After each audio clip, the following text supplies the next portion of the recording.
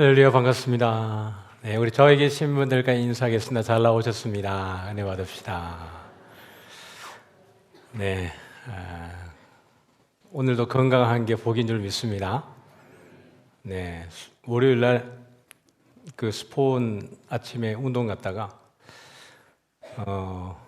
집사람이랑 둘이 이제 배드민턴 이렇게 치고 있었습니다. 치는데 그 넓은 그 체육관에 둘만 치고 있었는데 5분이 들어오셨어요. 5분 들어오셨는데 그러다가 한참 치고 있는데 갑자기 한 분이 4분이 나가시더니 119에 막 전화한다 그래요. 그래 보니까 한 분이 그 의자에 이렇게 쓰러진 겁니다. 갑자기 이제 심정지가 온 거예요. 그래서 뭐 주저할 여가 없이 쫓아가가지고 이제 심폐소생을 제가 이렇게 했습니다. 뭐 한 번도 해본 적이 없는데 급하니까 어떻게 하게 되었어요. 구급차가 오기까지 심폐소생을 계속 해가지고 호흡이 돌아왔습니다. 이렇게 돌아와가지고 골든타임을 지켰다고 생각을 했는데 그러면서 이제 유가족이 아니고 그 가족들한테 전화를 이제 소방관이 했습니다. 119 구조 요원이. 그랬더니 뭐 지병도 없었고 약 먹는 것도 없고 건강했다고 그렇게 하셨습니다. 그 사이에 이제 구급대원이 와가지고 조치해가지고 이제 갔어요. 제 마음속에 한 사람 살렸구나 이런 생각이 들었습니다. 근데 두 가지 딱 느꼈습니다. 한 가지는 거기 있는 5분 중에 한 분이 쓰러졌으니까 4분이 남았잖아요. 4분 중에 심폐소생할 수 있는 사람이 한 명 없었습니다. 그냥 심정지가 왔는데 구경만 하는 상황이고 저도 해본 적이 없고 어쨌든 그렇게 해서 했는데 생각보다 심폐소생이 어려운 게 아니었습니다. 누르고 하다 보니까 호흡이 돌아왔고 골든타임을 지킬 수 있었는데 딱 든 생각은 우리 성도님들에게도 이 기본적인 정보는 좀 드려야 되겠다 이런 생각이 들었습니다. 왜냐하면은 어려운 게 아니고 누구든지 할 수 있는데 그 골든타임을 지나면은 생명의 위험이 오니까요. 저녁에 그분이 어떻게 됐는가 나중에 들어보니까 돌아가셨어요. 네, 아마 이제 2차 징후로 인해 가지고 돌아가신 것 같습니다. 황망하죠. 제 입장에서도 황망한 겁니다. 그 당시에 심정지가 와서 호흡이 멎었다가 돌아와서 정상적으로 몸의 어떤 기능을 좀 하려고 하는 그 과정을 다 목격하고 보냈는데 돌아가셨다는 소리 들으니까 마음이 많이 아팠습니다. 근데 어쩔 수 없잖아요. 그죠? 우리가 뭐 할 수 있는 게 아니니까요. 근데 그분이 전혀 다른 지병이 없었던 겁니다. 뭐 저희들 오늘 서 있지만 어느 순간에 어떻게 될지 모르는 거니까요.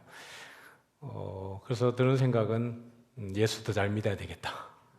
매 순간마다 하나님이 우리에게 주는 그 시간들 속에 정말 주님 위에서 살아가는 우리의 삶을 살아가다가 주님 언제 부르실지 모르지만 그 부르실 때에 미련 없이 세상 탁 떠날 수 있는 그런 삶을 살면 좋겠다 이런 생각이 들었습니다.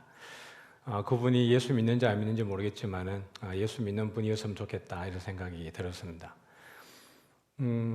이제 오늘도 우리가 이제 소홀히 하지만 어려운 내용이 아닙니다. 오늘 어려운 내용 아니고 여러분이 늘 알던 내용 또 이렇게 어떻게 보면 복습한다 생각하시고 확인한다 생각하시고 그렇게 말씀을 이렇게 또 읽어가면서 나에게 부르신 하나님의 부르심의 의미들을 또 한번 묵상하고 또 은혜 받는 이 시간 되기를 주님의 이름으로 축복합니다.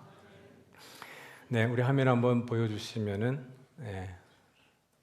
오늘은 제 8문입니다. 8번째 질문인데 질문 한번 읽어볼까요? 하나님께서는 그의 작정을 어떻게 실행하십니까? 그의 작정을 어떤 방식으로 실행하시는가에 대한 질문입니다. 답을 한번 읽어볼게요. 하나님은 그의 작정을 창조와 섭리의 사역을 통해서 실행하십니다. 창조와 섭리의 사역. 오늘 주제는 이겁니다. 오늘 주제는 하나님의 작정을 어떻게 실행하는가. 답은 딱 두 가지죠. 뭐와 뭐죠? 창조와 섭리의 사역, 이 두 가지 딱 기억하시면 돼요.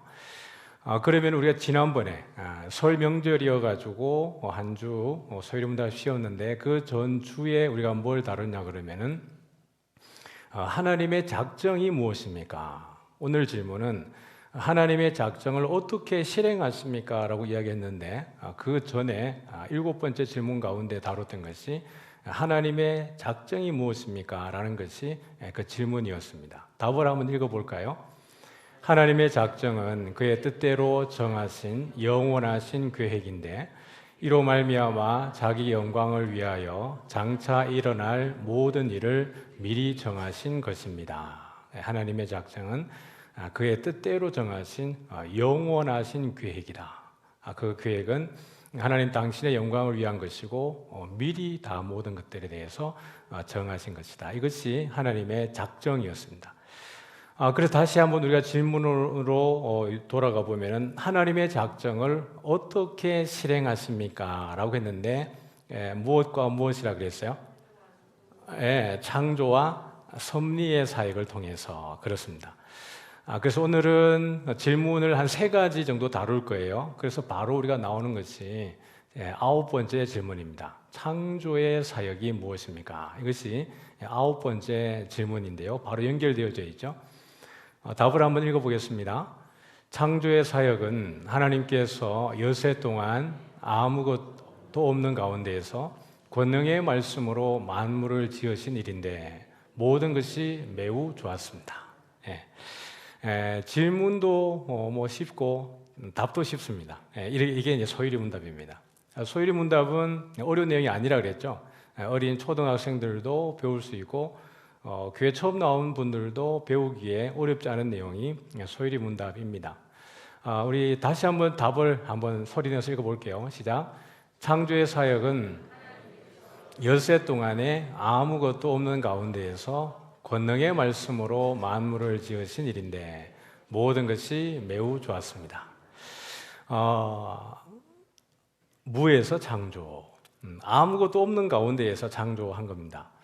우리가 여러분 이번에 아카데미를 개설하는데 올해 새롭게 신설해서 개설한 아카데미가 뭔지 아세요? 창조과학입니다. 창조과학인데 이 시대에 필요한 것 같아요. 왜냐하면은 진화론도 진화론이지만 또 유신진화론이라 그래서 성경을 믿고 하나님을 믿는다라고 말하지만 진화론 메커니즘을 그대로 가지고 들어와서 예수님을 믿고 하나님을 믿는다라고 하는 이들이 있습니다. 그들이 주장하는 것은 하나님께서 진화의 모든 메커니즘 자체를 계획해 두셨다. 이렇게 이야기를 하는 거거든요.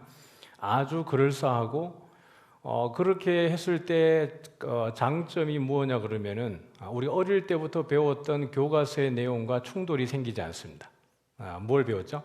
학교에서 진화론을 배웠기 때문에 그렇습니다. 그러면 아주 매력 있는 신론이죠. 유신 진화론인데 그러면은 아주 매력 있어 보이지만 매력만 있는 게 아니라 심각한 이 복음의 오류가 생기게 되는데요.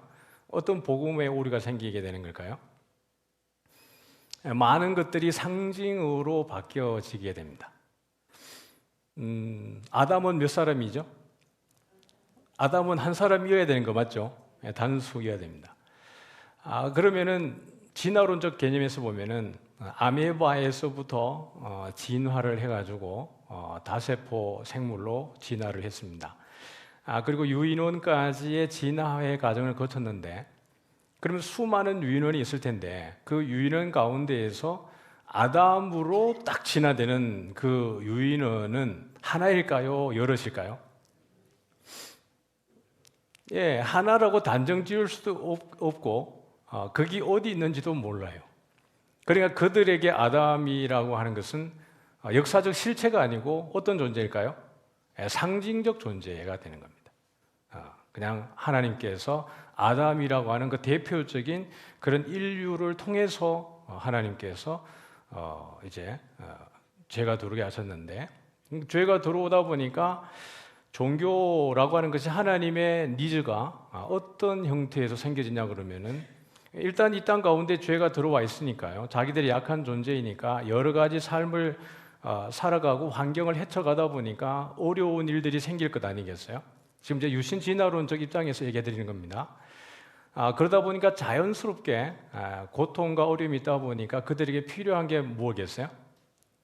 누군가를 의존해야 되는 대상이 필요한 겁니다. 그 의존하는 대상을 만들어내야 되는데 그게 누구겠어요? 신이라고 하는 존재인데 그게 하나님이 되는 겁니다.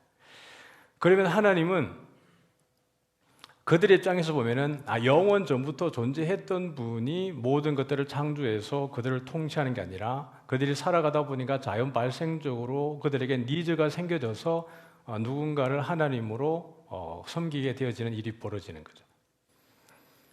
그러면 그들에게 선과 악의 기준이 있습니까? 선과 악의 기준을 누가 세우는 걸까요? 자기들이 세우게 되어지는 겁니다. 그러면 애초에 성경에서 죄가 들어오는 것은 몇 사람을 통해서 들어온다 그랬어요? 한 사람을 통해서 들어오고 누구를 통해서 우리가 죄사함을 받는다고요? 한 사람으로 말미암아서 우리의 죄사함을 받는 거예요. 그럼 이미 들어올 때 한 사람이라고 하는 존재가 단수가 아니고 창조된 존재가 아니고 진화된 누구였기 때문에 한 사람으로 들어온 게 아니에요. 그럼 한 사람으로 들어오는 게 상징이면 한 사람으로 구원받는 것도 무엇이 돼야 되는 거죠? 상징적이 될 수밖에 없는 것입니다. 심각한 유신 진화론이 가지고 있는 이 복음에 대한 위험성이 있는 거죠. 성경들에게 말하기를 창세기 1장 1절에 제일 처음에 뭐라고 하셨어요? 한번 읽어볼까요? 태초에 하나님이 천지를 창조하시니라. 태초에 아무것도 없을 때 하나님이 창조했다. 이것이 여러분 모든 믿음의 시작입니다. 그래서 우리가 이 소요리 문답 시작할 때 처음에 뭐라 그랬냐 그러면은 신학은 뭘로 한다 그랬어요? 진짜 중요한 대전제입니다. 다시 한번 해볼까요? 신학은 믿음으로 출발한다. 신학은 의심으로 출발하는 게 아니에요. 나는 성경 말씀을 의심을 품고 해야 되지. 의문을 갖고 궁금증을 갖는 것은 중요하지만 의심으로 출발해서는 안 됩니다. 성경을 의심을 가지고 보는 순간 자의적인 해석이 되어지는 것이고 성경을 왜곡해서 해석하게 되어지는 것입니다.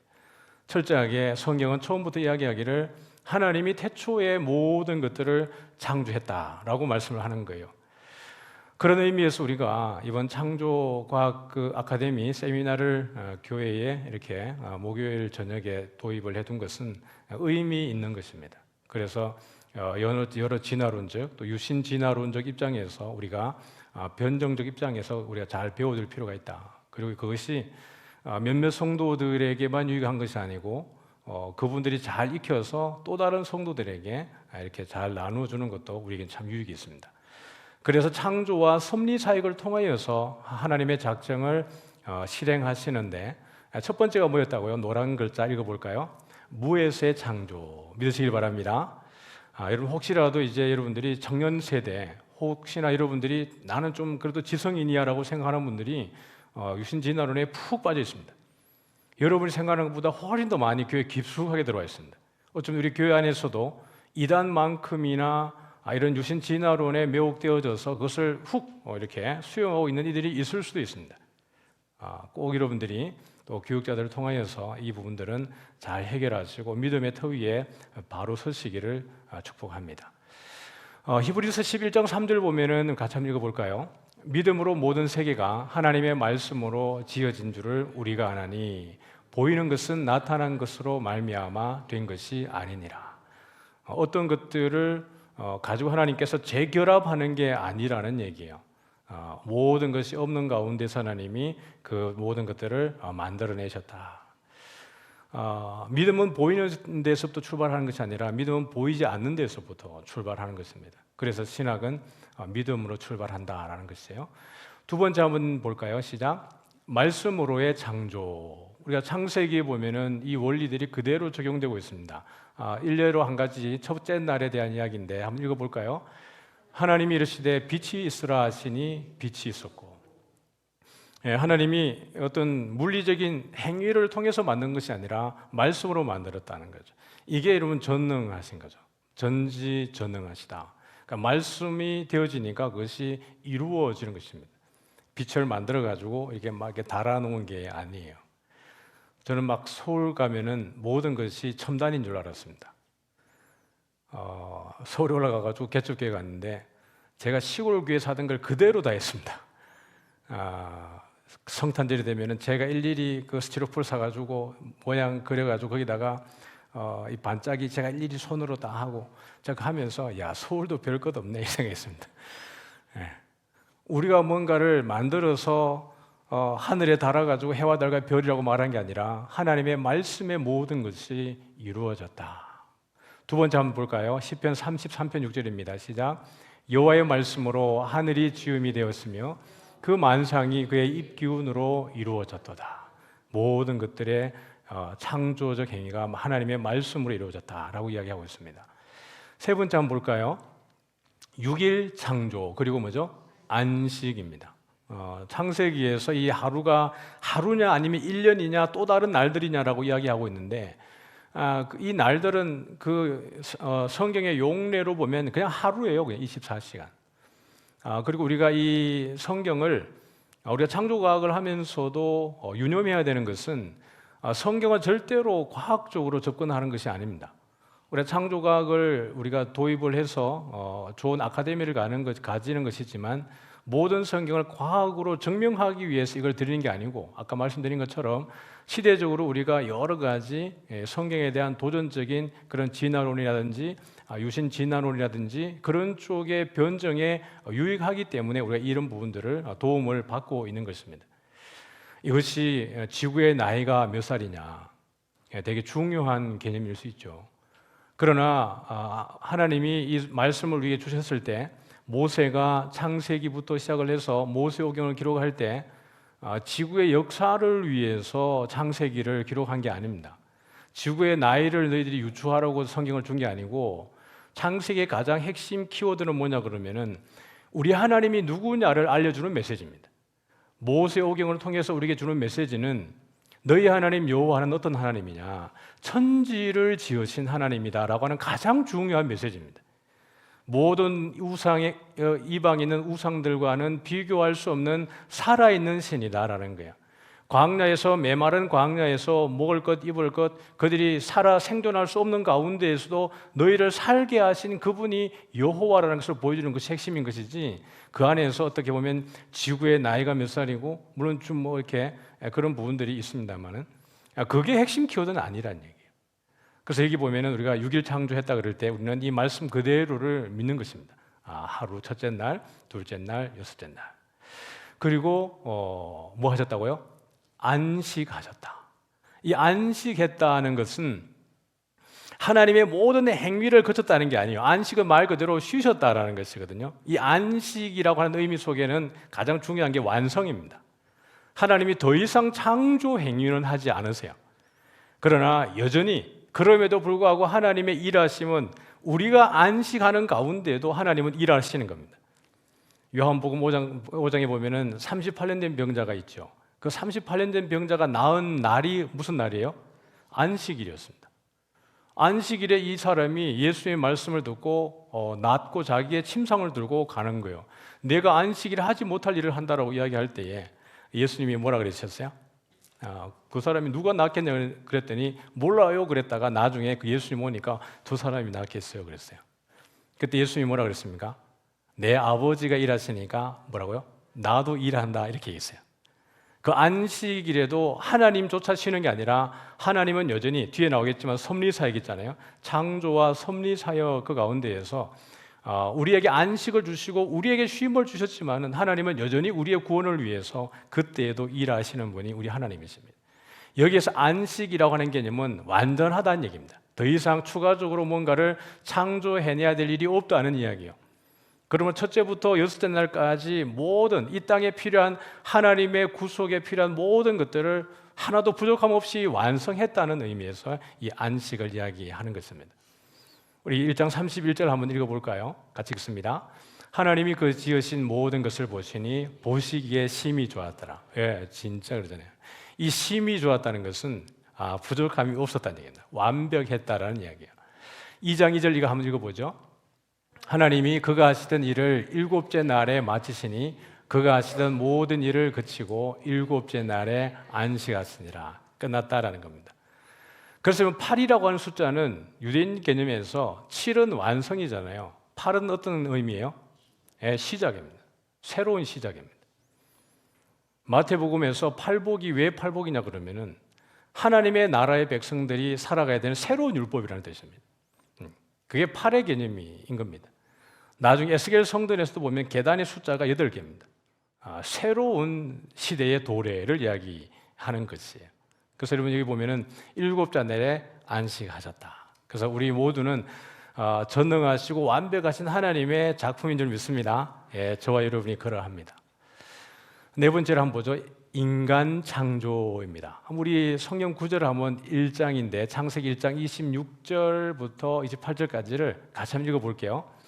하나님이 이르시되 우리의 형상을 따라 우리의 모양대로 우리가 사람을 만들고 그들로 바다의 물고기와 하늘의 새와 가축과 온 땅과 땅에 기는 모든 것을 다스리게 하자 하시고 하나님이 자기의 형상 곧 하나님의 형상대로 사람을 창조하시되 남자와 여자를 창조하시고 하나님이 그들에게 복을 주시며 하나님이 그들에게 이르시되 생육하고 번성하여 땅에 충만하라 땅을 정복하라 바다의 물고기와 하늘의 새와 땅에 움직이는 모든 생물을 다스리라 하시니라. 오늘 질문이 8문, 9문, 11문입니다. 10번째 문제는 빠져 있어요. 오늘 진행 과정 속에. 10번째 질문이 뭐냐 그러면은 사람 창조에 대한 내용이에요. 오늘 다루는 것은 창조와 섭리이기 때문에 10번째 질문인 하나님이 인간을 어떻게 창조하셨습니까? 라는 것은 다음 주에 이제 나누게 될 겁니다. 오늘 권사님 기도도 그렇게 하셨지만은 우리가 하나님이 사람을 지었을 때에 두 가지의 성으로 창조하셨죠. 어떤 성이에요? 남성과 여성이에요. 남자와 여자로 창조하신 겁니다. 근데 지금 이 시대에는 남자와 여자 말고 제3의 성이 이제 인정하는 세대가 되어지게 된 거예요. 우리가 열심히 기도하고 있습니다. 포괄적 차별금지법이 이렇게 법안으로 형성되어져서 제정되지 않도록 우리가 기도하는 이유가 바로 이것들입니다. 지금 제가 이제 금방도 말했지만은 하나님이 남성과 여성으로 창조했습니다라고 이야기할 때에 포괄적 차별금지법 안에서 소수의 성 제3의 성에 대해서 인정을 하게 되어지면은 제가 이제 강단에서 이 말을 하게 되면은 법적 제재를 받게 됩니다. 실제로 해외에서 그런 일들이 빈번히 일어나고 있죠. 동성애에 대해서 반대하고 하게 되고 그런 일로 인하여서 설교하다가도 이렇게 강단에서 끌려 내려가는 일들이 실제로 빈번하게 일어나고 있습니다. 남성과 여성의 창조에 대한 부분은 다음 주에 저희 다룰 때 좀 더 다루도록 하죠. 하나님이 사람을 지으실 때 사람이 여러분 정말 만물의 영장이라고 이런 표현을 쓰지 않습니까? 사람이 정말 특별하고 놀라운 것은 누구의 형상대로 지었기 때문에 그렇습니까? 하나님의 형상대로라는 것입니다. 이것은 우리가 하나님의 어떤 외형, 이미지 이런 말을 하는 게 아니고요. 하나님의 속성에 대한 이야기로 보는 것이 훨씬 더 우리가 이해하기가 쉽습니다. 그래서 우리가 이걸 시작할 때에 하나님은 누구이십니까? 라고 하는 그 문답을 진행하면서 하나님의 속성에 대한 이야기를 했죠. 그럼 우리가 두 가지 이제 속성, 우리 주일날 오는 분들이 모르는 분 많이 있을지 몰라도 우리 소위 문답 하시는 분들한테는 이제 익숙한 이제 워딩이 되는 겁니다. 어떤 속성이 있어요? 비공유적 속성이 있고 공유적 속성이 있습니다. 여러분 이런 말이 입에 낯설지 않고 귀에 낯설지 않다는 것은 여러분 스스로 뿌듯해 하셔야 됩니다. 내가 이런 고급 언어를 할 수 있구나. 이건 신학적 용어거든요. 그러니까 하나님이 가지고 있는 비공유적 속성과 하나님이 우리에게 나누어 주신 공유적인 속성이 있는데 하나님께서 다 주신 것은 아니지만 그러나 우리가 제한적으로 그 속성들을 가지고 있지만 그럼에도 불구하고 이 속성들의 근원이 누구예요? 하나님이세요. 하나님이 당신의 속성들을 우리에게 부어주심으로 인해서 당신의 형상, 그러면 하나님이 왜 우리에게 그 속성들을 공유해 주셨다고 했는지 기억나십니까? 그건 좀 이제 아리까리해졌어요, 그죠? 근데 요거까지 하면 여러분들이 더 완벽해지는 겁니다. 하나님이 왜 우리에게 그 속성을 공유해 주셨는가? 공유의 의미가 뭐죠? 함께 소유하고 있다는 얘기잖아요. 그러면은 왜 하나님은 당신의 속성을 우리와 함께 소유하고 있는가? 교제하기 위해서 그렇습니다. 우리가 하나님을 알고 하나님이 우리를 이해하시는 데에 서로 소통하고 교제하기 위해서 우리에게 당신의 속성을 주신 거예요. 하나님의 속성을 부여받지 못한 게 뭐예요? 가축과 짐승이에요. 동물들이에요.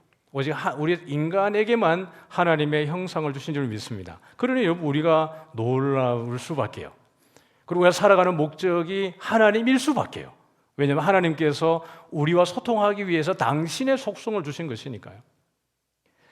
여러분이 누군가에게 아주 여러분이 사랑하고 또 좋아하고 아끼는 이에게 여러분의 아끼는 물건을 같이 공유해 주었습니다. 그러면서 그에게 이야기해 주었습니다. 이걸 나눠줄 때 이것은 내가 너에게 주는 이유는 내가 너를 너무 사랑하기 때문이야. 그리고 너와 내가 지속적으로 함께 교제하기 위함이야 라고 이미 전제하면서 주었습니다. 그런데 나에게 이것이 물질이든지 아니면 다른 어떤 것들이든지 간에 받은 이 사람이 이걸 가지고 분명히 내가 줄 때 이게 했음에도 불구하고 이것을 다른 용도로 사용하게 되어졌을 때에 이것을 제공한 우리의 마음은 어떨까요? 왜 괘씸하고 배신감이 들고 마음이 아픈 거예요. 하나님이 사람들에게 우리에게 형상을 주실 때에 애초에 그것을 전제하고 주신 거예요. 그런데 사람이 선악을 따먹고 불순종하고 하나님을 예배하지 않고 하나님에게 불순종하게 되어졌을 때 그 결과의 열매를 우리가 따먹게 되어지는 겁니다. 하나님 우리를 지으실 때에 28절에 보니까 무엇을 주셨어요? 복을 주시며 라고 이야기했습니다. 하나님이 우리에게 주신 복이 무엇인가요? 우리가 생육하고 번성하고 땅에 충만하고 뭐죠? 땅을 정복하는 것입니다. 그 다음에 뭐요? 모든 것들을 다스리는 복을 주신 거예요. 우리가 왕같은 제사장이라고 이야기하는데요. 사실은 주일날 우리가 설교를 통해 가지고 인류 최초의 지성소가 어디라고 얘기했어요? 에덴 동산이라고 그랬어요. 그럼 에덴 동산이 지성소인 이유는 누가 있기 때문이에요? 하나님이 있기 때문이에요. 그러면 우리가 성막의 과정을 통해 가지고 볼 때에 지성소에 들어갈 수 있는 사람은 누구밖에 없어요? 대제사장이에요. 그러면은 최초의 에덴 동산이 지성소라면 최초의 에덴 동산에 있었던 아담은 어떤 직위를 가지게 되는 거죠? 대제사장적 기능을 갖게 되는 겁니다. 대제사장적 기능이라고 하는 것은 오늘 다스리라, 모든 것들을 정복하고 다스리라고 할 때 이 다스리다는 개념은 왕적 통치권을 이야기하는 것이에요. 그래서 왕같은 제사장이라고 하는 이야기는 그냥 나오는 게 아닙니다. 하나님이 우리를 지으셨을 때에 이미 복을 주시고 그 하나님 주신 복 가운데에 우리에게 주신 것이 뭐냐 그러면은 모든 것을 다스리는 왕적 통치권을 준 거예요. 이건 인류 최초에 하나님이 에덴 동산에서 우리에게 주신 것입니다. 그런데 여러분 노아 홍수가 딱 일어나고 난 이후에 하나님이 그들이 노아의 방주에서 딱 나오게 되어졌을 때에 동일한 워딩으로 그들을 축복합니다. 너희는 땅 생육하고 번성하여 땅에 충만하라. 그런데 여러분 노아와 그 가족들에게 주어지지 않은 복이 무엇인지 아십니까? 땅을 정복하고 다스리는 복이 빠졌습니다. 나중에 가서 여러분 살펴보십시오. 왕적 통치권에 대한 상실인 겁니다. 그럼 이 왕적 통치권은 여러분 어떻게 우리가 회복할 수 있어요? 누구를 통해서? 예수님을 통해서만 이 왕적 통치권이 회복되어지는 겁니다. 그래서 주 안에 있는 이들이 장차 하나님의 나라 가게 되었을 때 어떤 권세를 회복하는 거예요? 왕 같은 제사장이 되는 겁니다. 왕 노릇하게 되리라 이것이에요. 그래서 우리가 여러분 새로운 에덴이라고 하는 새 하늘과 새 땅에서 누리는 권세가 처음 여러분 에덴 동산에서 주어졌던 것들에 대해서 완벽한 회복을 이야기하는 것이에요. 그래서 하나님 인간을 창조할 때에 그냥 우리라고 하는 이 모양, 예쁜 모양을 만들어 두시고 하나님 우리를 쓰시기 위해서 수단으로 우리를 만드신 것이 아니라 하나님과 교제하게 하시고 하나님의 권능을 우리에게 위임해 주신 것이에요. 그런데 아담과 하와가 선악을 따먹음으로 인하여서 이 많은 권능과 그 속성들의 어떻게 보면 이 훼손이 일어나게 된 거죠. 그래서 예수님께서 이 땅에 오셔서 그 모든 것들을 완벽하게 회복하기 위해서 오셨습니다. 그 십자가의 죽으심은 우리의 모든 것들에 대한 완전한 회복이에요. 그래서 장차 임하게 되는 새 하늘과 새 땅, 새 예루살렘에서는 처음 에덴과 다른 형태가 주어지게 되는데, 처음 에덴에서는 선악과가 있는 거잖아요. 선악과에 대해서 이야기하면서 제가 뭐라 그랬어요? 죄를 지을 수 있는 가능성에 대한 허용이었다, 이렇게 얘기했잖아요. 이 워딩도 여러분 잘 이렇게 여러분 입으로 반복을 해보세요. 되게 다른 이들이 함부로 쓸 수 없는 워딩이니까 괜찮은 거예요. 한번 따라해 볼까요? 죄를 지을 수 있는 가능성. 거기에 허용이라고 그랬어요. 선악과는요. 그런데 새하늘과 새 땅에서 새 예루살렘에서는 한번 따라해 볼까요? 죄를 지을 수 있는 가능성이 따라해 보면 죄를 지을 수 있는 가능성이 완전히 사라졌다. 거기는 선악과가 없습니다. 예수님께서 우리에게 주신 것이 그런 은혜죠. 우리를 만드실 때에 이런 하나님께서 복을 주시고 왕적 통치권까지도 주셨다라는 것을 볼 수 있습니다. 창조의 목적인데요, 우리 잘 알고 있죠. 하나님께서 왜 우리를 창조하셨어요? 하나님이 이 작정하실 때, 하나님의 작정이 무엇인가요? 라고 이야기했을 때 하나님께서 당신의 무엇을 위하였어요? 영광을 위해서요. 당신의 영광을 위해서요. 그럼 우리를 창조하신 하나님의 창조의 목적도 무엇일까요? 하나님의 영광을 위하여서인 줄 믿습니다. 여러분 이 교리를 쭉 듣다 보면은 자연스럽게 연결고리가 이어지는 거예요. 왜 우리가 하나님에게 영광을 돌려야 되는 거지? 누구의 형상으로 지음받았기 때문에요? 하나님의 형상으로 지음받았기 때문에요. 그 하나님의 형상이라는 게 뭐라 그랬어요? 속성에 대한 공유예요. 우리는 하나님의 형상대로 그러면은 이제 아주 초보적인 입장에 볼 때는 하나님도 우리와 똑같은 모습이겠구나, 막 이렇게 해야 되잖아요. 하나님은 육체를 가지고 있어요, 안 가지고 있어요? 요한복음 4장 24절에 보면 하나님은 뭐라 그랬어요? 하나님은 영이시니 그랬잖아요. 그러면 예수님께서 하나님 우편에 앉으셨다 그랬는데 그 우편은 그럼 어떤 의미겠어요? 영에게 우편이 있습니까? 여기 있었는데 영이 여기 있어버리면 우편은 영이 좌편이 되어버리는데, 맞죠? 그러면 아들이 하나님 우편에 앉았다는 이 우편의 개념은 방향의 개념이 아니라 권위의 개념입니다. 유대적 개념에서 우편은 항상 권위의 자리예요.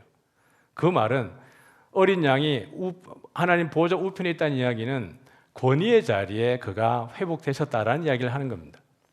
그러니까 하나님이 우리처럼 이렇게 이목구비를 가지고 있는 이런 형체가 아니라는 거예요. 에스겔서에 보면 그 한 사람이 있는데 사람의 모양 같더라, 이렇게 얘기해요. 하나님 우리와 같구나, 그 개념을 말하는 게 아니에요.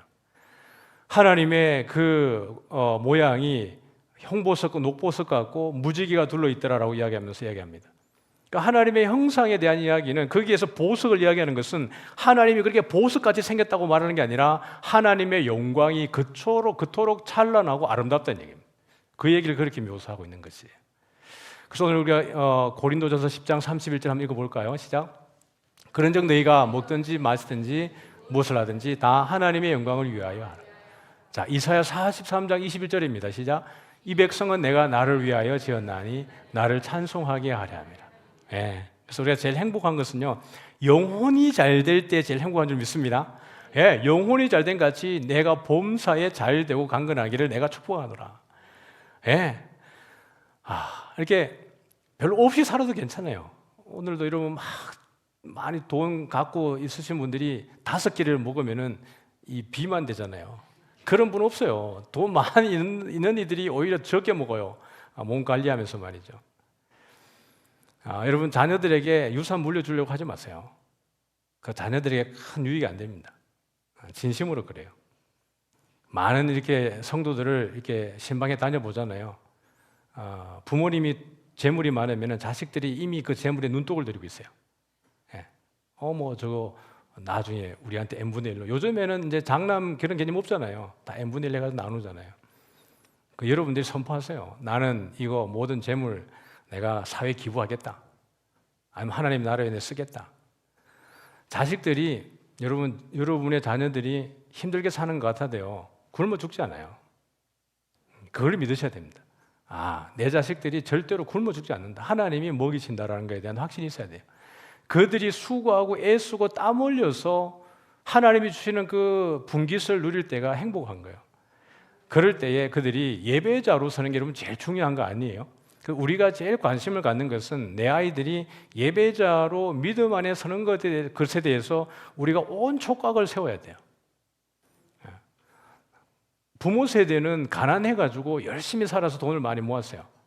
그러다 보니까 자식들에게도 그 가난을 대물림하지 않기 위해서 부모님들이 선한 마음에서 자식에게 재물을 막 다 줘뿌리라 그래요. 그렇게 선하지 않을 수 있어요. 그게 자식을 망칠 수도 있어요. 불로소득에 익숙해져 버리면은 땀을 흘리려고 하지 않습니다. 남아있는 시간들을 그야말로 세상 좋아라고 쾌락을 누리려고 하는 이들이 있어요.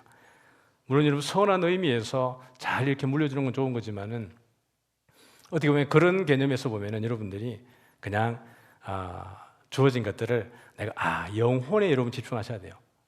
그래서 여러분들이 예배에 집중하고 주어진 시간들을 주님을 위해 살아가고 줄 광고했지만은 아카데미로 많이 들으세요. 가장 좋은 취미 여가 활동은 말씀 배우는 거예요. 그렇지 않으세요?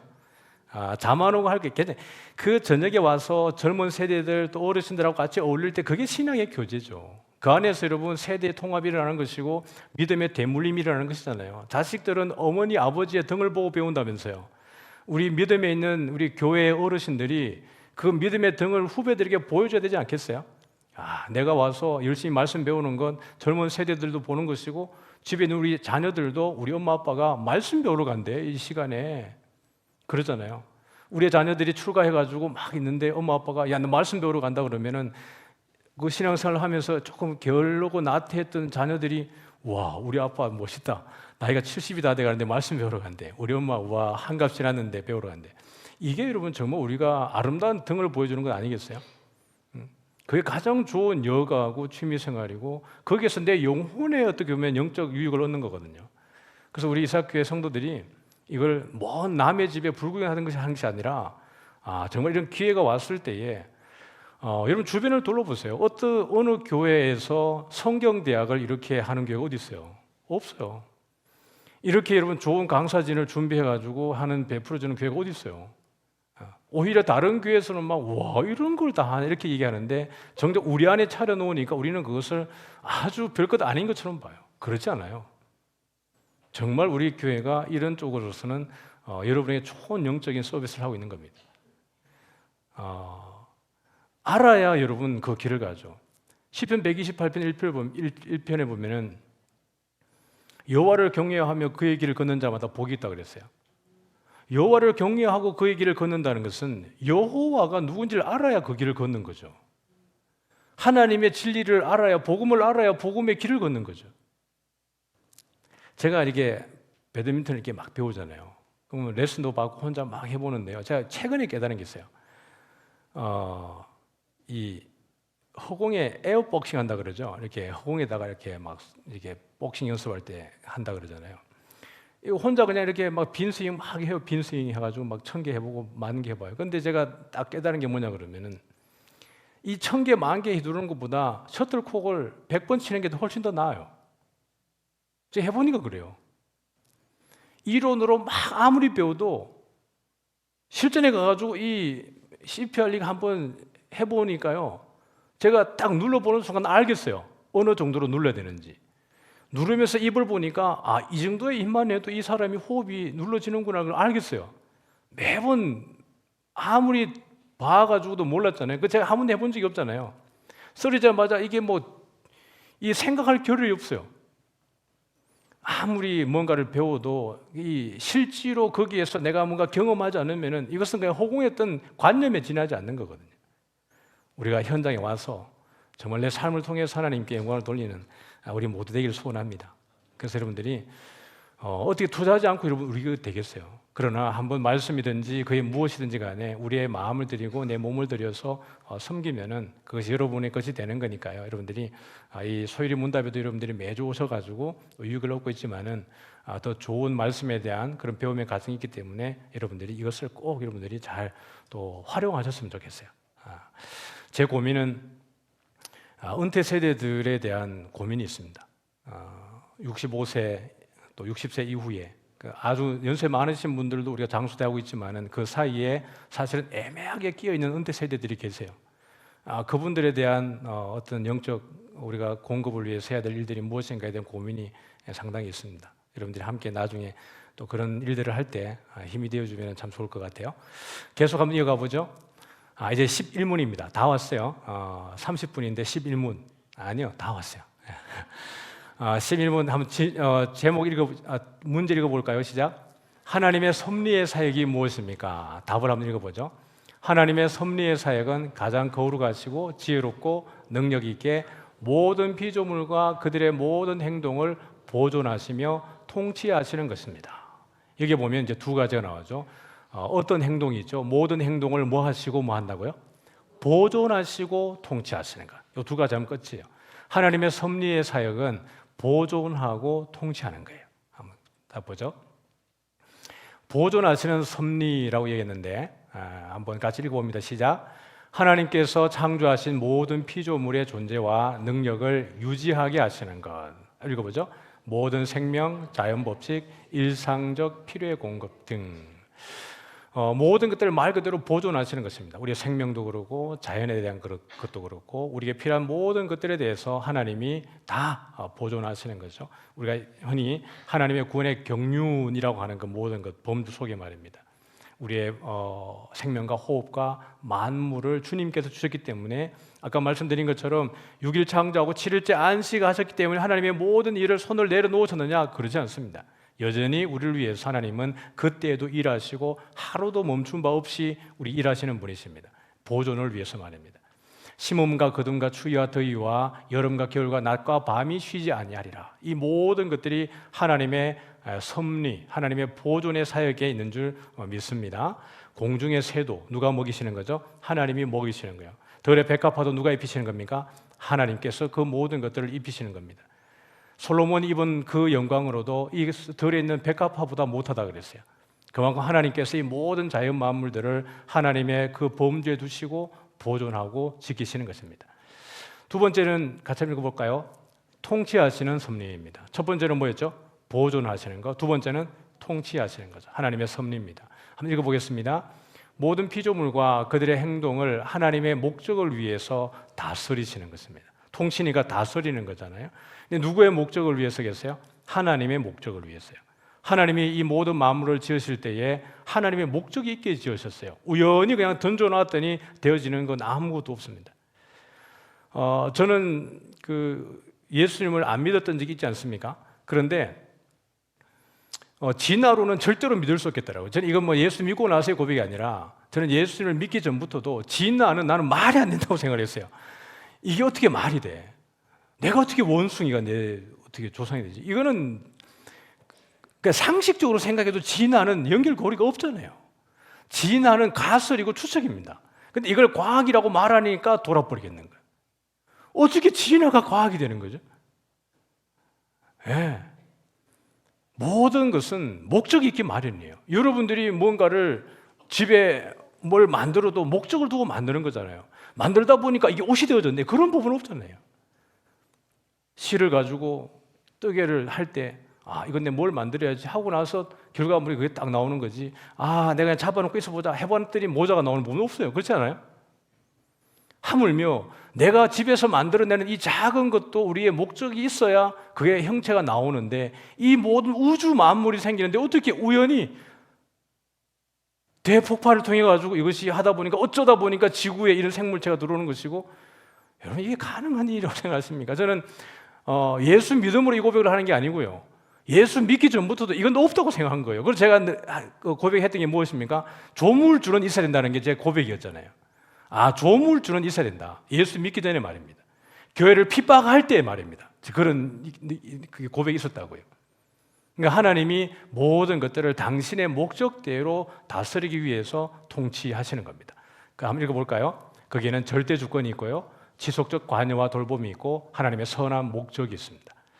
그래서 모든 것들을 우리 인도하시는 하나님 여호와의 작정은 영원하고 그의 마음의 계획은 어떻게 합니까? 대대에 이르리로다. 우리 로마서 8장 28절 읽어보겠습니다. 시작. 우리가 알거니와 하나님을 사랑하는 자 곧 그의 뜻대로 부르심을 입은 자들에게는 모든 것이 합력하여 선을 이루느니라. 하나님의 선만이 이루어질 줄 믿습니다. 악을 허용하시는 이유, 죄가 들어오는 걸 허용하는 이유, 악과 죄도 하나님에게는 뭐라 그랬어요? 여러분 얼마나 여러분이 지금 이 이 진술 안에, 이 고백 안에 여러분이 신학적으로 성장했냐고요. 다시 한번 해볼까요? 하나님 이 땅에 죄를 허용하시고 악을 허용하시는 이유, 그것은 죄와 악조차도 하나님에게는 무엇이기 때문입니까? 선입니다. 그 모든 것들도 하나님의 선하심만을 드러내기 때문에 그것이 허용되어지는 것입니다. 예. 그래서 모든 것이 합력하여서 주의 선을 이루어가는 것입니다. 이것이 하나님께서 이것을 이 작정을 이루시는 보존과 통치의 섭리를 우리가 함께 본 겁니다. 이제 끝에 왔습니다. 총정리하고 우리 찬양할게요. 오늘 7문부터 11문까지를 봤습니다. 신문을 뺀 이유는 신문은 사람에 대한 창조인데 제가 다음 주에 하겠다라고 말씀을 드렸습니다. 자, 7문인데 제가 질문하면 여러분 답을 하시기 바랍니다. 하나님의 작정이 무엇입니까? 정하신 영원하신 계획인데 이로 말미암아 자기 영광을 위하여 장차 일어날 모든 일을 미리 정하신 것입니다. 예, 이제 8문입니다. 제가 질문해 볼게요. 하나님께서는 그의 작정을 어떻게 실행하십니까? 시작. 창조와 섭리의 사역을 통해서 실행하십니다. 제가 구문을 읽어볼게요. 창조의 사역이 무엇입니까? 하나님께서 여세 동안 아무것도 없는 가운데에서 권능의 말씀으로 만물을 지으신 일인데 모든 것이 매우 좋았습니다. 예, 11문이에요. 제가 읽습니다. 하나님의 섭리의 사역이 무엇입니까? 하나님의 섭리의 사역은 가장 거룩하시고 지혜롭고 능력 있게 모든 피조물과 그들의 모든 행동을 보관하시며 통치하시는 것입니다. 네, 이 작정에 대한 이야기가 쭉 이렇게 진행되어졌고 이제 작정을 실행하는 것까지 다뤘습니다. 다음 주에는 사람을 어떻게 창조하셨는가에 대한 사람에 대한 질문이 신문과 12문으로 이렇게 연결되어져서 진행될 겁니다.